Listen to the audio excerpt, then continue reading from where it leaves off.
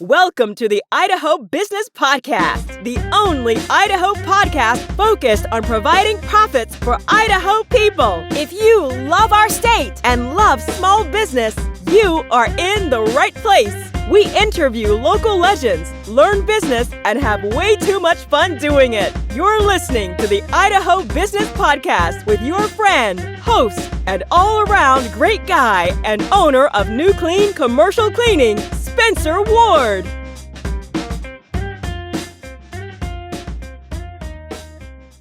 All right, well, welcome back, everyone, to the Idaho Business Podcast. You guys know what you're listening to, hopefully by now. I know you're probably done looking at my face if you're watching this, and you're probably, if you're listening to this continually, you're probably either infatuated with my voice, wondering what I'm going to say next or what I'm going to mispronounce next. But you know what? It is what it is. You know, I am what I am. Let's go on. Let's progress into this today. Again, we're sponsored by Health West. These guys are phenomenal partners, phenomenal health partners in our community. If you guys have any health needs, they are phenomenal. So go over there. They are there to help and to support our community. They're located throughout Idaho and big presence within Pocatello, but also located within even the smaller markets in Idaho. So give them a Google and find out where they're located, and they can be there and help you. Today, I just got back from some meetings in Vegas, and we were learning about management, how to run businesses, even how to buy businesses. Obviously, there's many baby boomers out there that are, looking to sell their businesses, and some of them, many of them, there was 1 out of 11 businesses that will sell, and a lot of it is because people don't know how to do it, or maybe they're getting bad evaluations from brokers who don't really know what they're doing. But I wanted to talk a little bit about management of our companies and getting down to maybe tracking and measuring of our companies, so we actually know what we're trying to do as we're running and as we're eventually we all want to grow enough, and we all want to see ourselves sailing off into the sunset with a big fat check after we sell our companies. But the reality is, if we don't have systems and processes set up in place, and we're not tracking things, we're not measuring things, that reality is not most likely going to happen for us. If our systems are literally us as the owners doing everything, is someone coming in to buy that business, unless they are someone who wants to be a full-on owner-operator instead of an owner-investor, meaning someone that wants to come in and just buy the business, keep the management in place, and just let it run and enjoy the cash flow, you're in trouble. And there's a lot more people like that out there nowadays than people that just want to be owner-operators. So that's something I wanted to talk about today. So what you cannot manage what you do not measure. So let's get down to it.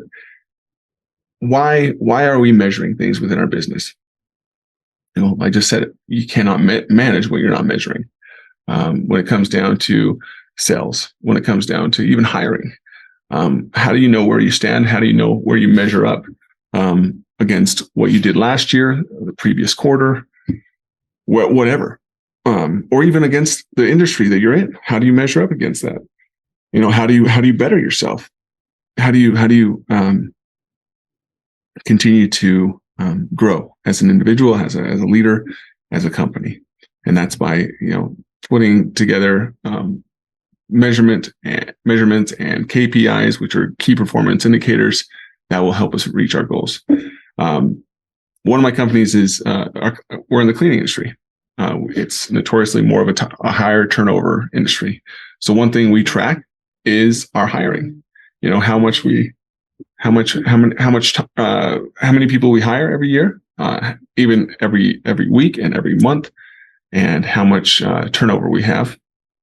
So we are literally hiring how many applicants we're getting every week, how many interviews move, how many people move from applicants into how many people show up to interviews, how many people move from people that show up to interviews to how many people we hire.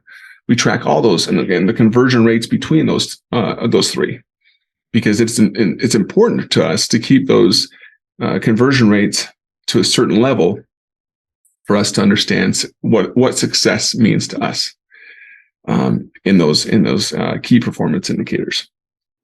When it comes down to sales and stuff like that, the same type of thing goes there. Is when you are putting sales stats and indicators together. We are putting measurements into place that tracks our leads. We are tracking our bids that come from leads, and how many sales convert from all those bids that we put into place. Now we have all those things that we're tracking, and those conversion rates in between those three. Those are important, because if we're bringing in, say, 10 leads a month, and we're going on three bids, and out of three of those bids, we're closing one of those sales. Okay, well, that's a decent, that's a good conversion from bid to sell, but maybe we could tighten up between leads to bids, that conversion rate. So understanding those what we're measuring and where we're at can help us understand why what we're doing in the first place, and it can help us tighten up parts of our process. So we can understand, for example, if we have our conversion rate being low from our leads to our bids, there's got to be some disconnect where our potential customers, our potential bids are just not feeling the love or the connect that they need to, that they don't feel that we can fully solve their problem. So there needs to be maybe something more to make that happen, so you can increase that conversion rate. So those are some things we can track. Those are some things that we can think of as we're going through all this kind of stuff. Part of our tracking, all this kind of stuff with our CPA, most of us will look at our numbers only when we get our CPA numbers from our last year's taxes.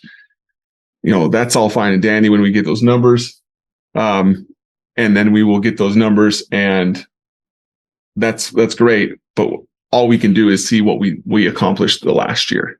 We can't do anything more to affect those numbers. But if we're tracking things in real time, and we're tracking things on a daily, weekly, monthly situation, then we can really do some damage. Then we can really put our best foot forward and say, okay, our conversion rate's going down this week. With our hiring, our conversion rates are going down this week from our bids to sales. What's going on? We can dive in and fix some or our process of this part of our sales funnel.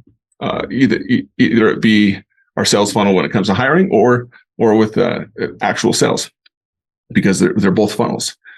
So those things are important. So many of us as business leaders and owners, we got to get out of that habit of only tracking things when we're not even really tracking. We're literally just looking at the rearview mirror at our tax returns and saying, "Oh, that's what we did this last year. Okay, that's cool." Or, "Well, I could have done better." Well, you're not going to do better if you're just looking in the rearview mirror as you're trying to drive your vehicle.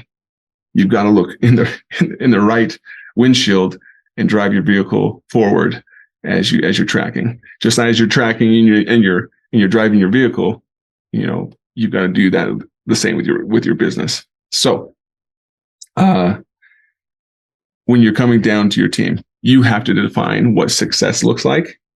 You have to then set up some KPIs to measure and to achieve that success. and that will help create some more success in your company. Not more, but you'll probably see some 10x results if you're not doing anything like this right now. What other these owners and owner investors will look at when they come to buy companies like you or your friends or your parents or whatever, they're going to say, what do your processes look like? Explain to me what goes on in the company. Like, how does a lead come in? Then what happens after a lead comes in? Who handles that lead? Who does the bids? How does the bid become a sale? They'll ask those situations. And if it's all on, you know what, my wife does all that, or I do that. No one touches anything like that. If it's all me, okay, that's great. But if you're selling your business to this potential buyer and you're leaving, how is he going to do anything? Unless you're going to stay on and run the company for him. He's going to have to replace you if the systems are all you. So you got to keep that in mind. So I hope these things are something you can think of as you're going forward to run your companies. These are the things that I was just mulling over this last couple of weekends, and especially this weekend. But I'm going to be better at my KPIs. I'm going to be better at measuring more of the things I need to be measuring, because sometimes I'm slacking. And but just remember that you cannot manage what you're not measuring.